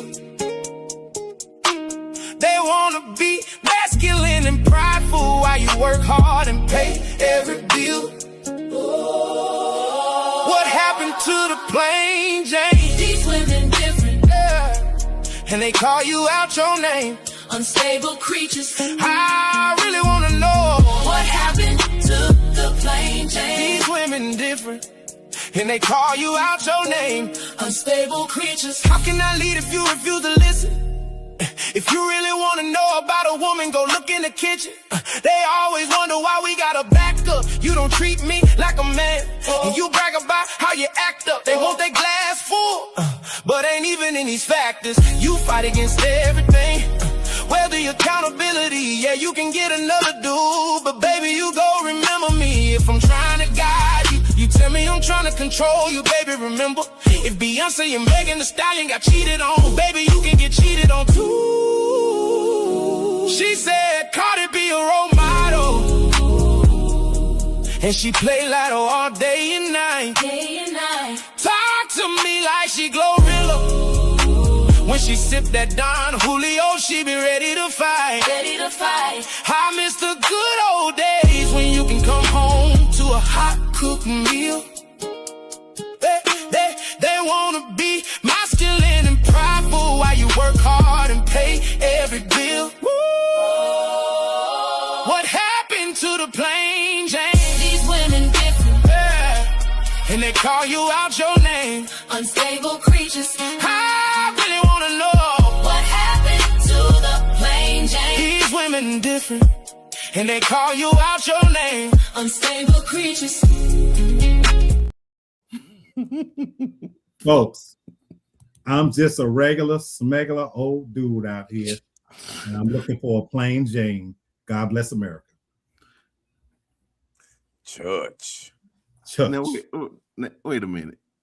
Now I was with you for your whole spiel, but you said you looking for a plain Jane. I'm looking for a plain Jane, traditional. See, there's an expression: you throw the baby out with the bathwater. Okay. And far too many people are looking for this new shit. But you know what don't go out of style? A woman that's an asset. So the message of that song is, what happened to the plain Janes? Because what we see is that shit that's fake. Okay. And that will get you fucked, but it won't get you married. Yes, sir. As only Lee Black can give it to us, ladies and gentlemen. That's Lee. Hollered at him for a minute. Appreciate it, brother. Listen, man, it has been a fantastic show today, and I appreciate it. Really. Thank y'all so much for joining. And listen, y'all, Devyn wasn't even feeling well, and she gave y'all all of her energy. Oh, I didn't know that, Lady D. Yeah, she told us. We didn't even know. I didn't. I missed that. I'm glad you. I think it's allergy. I think allergy season is coming on. COVID. Okay. I don't know what's going on. COVID. But your energy was on point. I couldn't. Yeah, Drinking a Red Bull. Yeah. Yeah, you always full of bull. I do know that though. You know what? You wait till I comment on my final thought on that song, and you're gonna see. I already know. You had a couple of them in the chamber. I was looking at your facial expression. I already knew. Yeah. Yeah, so ain't nobody gonna shield Kenny no more because he trying to cover everybody now. So he get I'm firing off on everybody on this panel. Y'all no problem. Y'all everybody No gonna problem. catch it. Yeah, real talk. Just know now. We throws that boomerang because it comes back. All right, brother. Listen, final thought time. Appreciate you, man. Always. Hey, man. What's the score now? Who won that first game? Oh, the Pistons. Yeah, the Pistons pulled it out. It's game 7 now, ladies and gentlemen. Wow, it's crazy. going back to the D. Okay, Going back to the D. So they lived to fight another day. So yes, them Lakers and those doggone Rockets about to tip off here. They didn't tipped off. Yep. It's supposed to be 8:30, so I'm gonna be checking that out. But man, yes, I want to thank everybody for popping in and giving us some love. Lady T, CC. I want to make sure Charles, Lamb Levity. There's so many people in here. We have some new faces. Famous AF, Chameleon, TFG on. I mean, it was a whole lot of people in here we hadn't seen before. Demi was in here. Peace, love, and light to all you all. We want to thank you all for popping in, and make sure y'all ride with us, man. 2026, man. We're gonna take this thing to a whole nother level. Yes, my final thoughts is gender wars. And this Clay Thompson and this Megan Thee Stallion thing, man, has opened up that can that I am totally. Y'all know how I feel about black love, man, and it's just like at this point, man, I'm like Rodney King. Can we all just get along? No. Even when we ain't getting along, can we all just get along? Damn, relationships, sometimes they work, sometimes they don't. It ain't got to be who's wrong or who's right. It just didn't work. Let's stop throwing jabs and hitting it. You know, you say Clay cheated. Okay, he cheated. Maybe, we don't know. Megan is feeling some type of way. You got people making these memes of her with all the men she with, which is disrespectful. Make them same memes for Clay Thompson as well, with all the women he done ran through. Let's stop vilifying women when it comes to this type of stuff. But let's also stop vilifying men when they both single.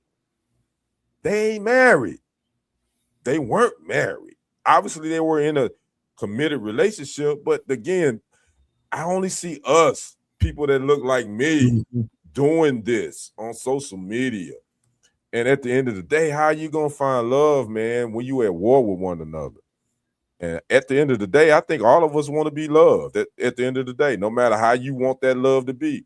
Lady D, I know you don't want nobody rubbing on you, slapping you on your ass. You ain't trying to do all that. Just love on me how I want to be loved. That's what you saying. I get it.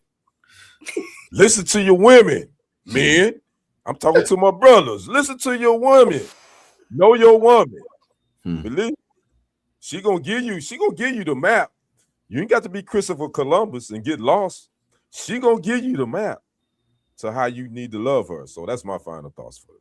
Yeah, we trying to soften that blow now. You know you finna get it. I already know she coming. I already know. All right, sister. Thank you for pushing through tonight. Appreciate you always. Thank you. All right. Thank you, Miss Toria. You know, I miss the days when dudes didn't wear bonnets, house coats, muumuus, and tight ass jeans that they couldn't even run in, and they sit there on their punk ass all day and play PlayStation and expect somebody to cook them a goddamn meal that they can't even pay for because they had to borrow the money from their mama. Not to mention, I moved you out your mama house right into my house so that your broke ass can sit down and play, get on a PlayStation because that's what you asked me for Christmas. This is not the 1950s, y'all. And women, we go to work full time. We got good credit scores. We contribute to the household just like a man now. And they like that. And his little ass, who probably just a TikTok in his mama basement, he is mad because he got to get a plain Jane. He can't get nothing different because Italians, Lottos, Glorrillas, all these people, they not going out seeking these men. I promise you, they DMs is full of dudes. And you can't get with somebody that's like a Glorilla cussing ass and then and get mad when she tell you to sit your bitch ass down. She told you before she even met you that that's who she is. So people say they want a plain Jane, but people are not pursuing plain Janes. They just know that that's all they can afford with they broke ass and they 313 credit scores. So ain't nobody got time for that shit. You go to the homeless shelter and find you a nice woman that'll cook you some noodles and some mac and cheese out the box, because real women, we don't come like that no more. These are not the old days, and we are not your motherfucking mamas. The day of Mr. Charlie having women on the other side of town and all that is over, because that was the old days. You know what I'm saying? I'm at my family funeral, and I done met aunts and uncles and shit from people that my granddaddy and had whole families across town. We don't do that shit no more. You can get your punk ass out, because guess what? Women don't need men. We want you in our life. We want to be an asset to you and you be an asset to us, but we don't need you. And if you're looking for me in the kitchen, you're going to be a lonely motherfucker in there. Y'all have a blessed day. Oh my God, have a blessed day. Hey, Sherry. Good to see you. What's up, sis? Sherry, we don't need you cheerleading. Thank you, Sherry. Thank you, sis. All right. I love you anyway, Sherry, but damn it, you can go back to Get your husband out of goddamn solitary confinement. Tell him, brother. He's somewhere. I bet he ain't got on no moo and no bonnet. I bet you that. Tell a brother from another. No, he got on shackles. Yeah. Oh, tell him my other brother from another. All right, well, ladies and gentlemen, here's the male version of Devyn. Right. Because if you know me, you know good and motherfucking well I ain't gonna let that stand. So I'm going to speak out for the plain Janes. I am looking for a plain Jane because Lady D, I love her and I love her point. Thank God that most of you know good bitches. I ain't listening to what she say anyway because it sounds good on paper, but just as sure as in a couple of more hours, most of you bitches gonna have your legs pinned behind your ears. They're gonna say, fuck what she having to say. But these plain Janes, that's exactly what some of us are looking for, folks, because you know what? Those are you who truly, now you got to remember now, she got her man. So she's speaking from a place of position and power.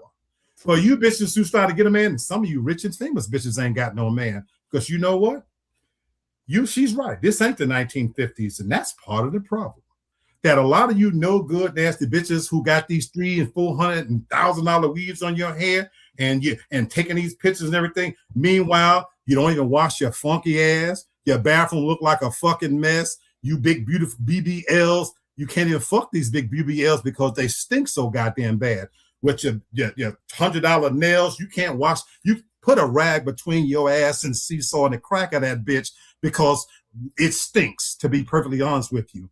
And so we need to bring back some plain Janes because you bitches half of you can boil water, fry chicken, and even cook rice. And so the truth of the matter is, y'all ain't getting the message. The roles ain't doing nothing for you. You got your job, but you know what's happened? Until that pendulum swings back, there's a lot of men out there, young and old. And don't shoot the messenger. That little motherfucker who had the bonnet on his head, she's talking about, I ain't for that part in the skinny jeans, but there's a lot of men, young and old, that's saying, y'all sitting on the top of the throne, y'all queens, you got it, baby. We ain't fucking with you. So that's why we're not opening doors for you bitches no more. And you can eat your motherfucking meals at whatever because we ain't paying for no more. Men are minding their business. They're prioritizing their peace. And that's why you see the most famous bitches out there who can't get a man or keep a man. And as I said in that segment, all of that shit will get you fucked, but it won't get you churched. Now have a good life. Oh my goodness. Thank y'all both. Wow. To stomach either one of these storms is just a feat in itself. So thank you, Hurricane. What a way Devyn, to start off May. This and is Hurricane. It's May 1st. And what a way to Hurricane start off May. Hi, Mom. Hi, Mom. Hurricane Marcellus. Yes, thank you, Marcellus. And then he had the nerve to say hi, Mom. He said my mother watching. Hi, Mom. That's it. Hey, Mama. Thank you. Hey, Mama. Hey, Mama. He didn't mean it. Good Lord. Mom, I'm sorry. Mama, you should have heard him earlier talking about them scruffs. Good God. All right, listen, I got a quick one because we gotta get us out of here. When do you think the best time to celebrate? What is the best time to celebrate? When do you enjoy celebrating? Is it a certain date? Is it a certain event? When is that time for you that you say, yes, this is the right time, I gotta celebrate? When do y'all celebrate? On Friday. Yeah. All right. When Friday comes every 52 weeks. Yeah. Lady D, when that check hit the account. Okay. That's when I celebrate. That's when you celebrate. All right, Kenny, when do you celebrate? Man, I celebrate when it's a moment that no one knows about. It's in private. Okay. My own private moment. Okay. Well, I hope you're not doing it dry. Wait! Oh, whoa! Wait a minute! I just got hit with one. No, listen. Wait a minute! I thought we family. Family. I just got hit with a stray. Listen, hey, listen, brother. You know, listen. I keep some in the chamber. Just don't fire them off. All right. Well, listen. If y'all know when the time to celebrate, I just want y'all to figure out something right here for me. Y'all check this out. Is out here snitching. They with the rat pack. Hit them with the chopper. That's the. Well, that wasn't the time. Oh, that wasn't the time. Oh. Woo! Yeah, that backflip should have came like 5 seconds before. Yeah, he need to look both ways next time when he do his backflips. So, all I'm saying is, yes, you may know when it's definitely time to celebrate, but I'm just making sure you better know where to celebrate, because you may know when, but you better know where, because if you don't know where you're supposed to celebrate, you're gonna find yourself getting trucked or doing something else, and some of that whatever Devyn was talking about earlier about what Sexy Red doing. All right, so y'all just be careful. I don't want to know nothing about Sexy Red. I'm gonna leave that right there. Yes, sir. And all that. Yes. So anyway, all right, y'all. Listen. Until further notice, we'll see y'all on Friday. That's Devyn, Lee, and we Kenny, and we out of here. Peace. Peace out.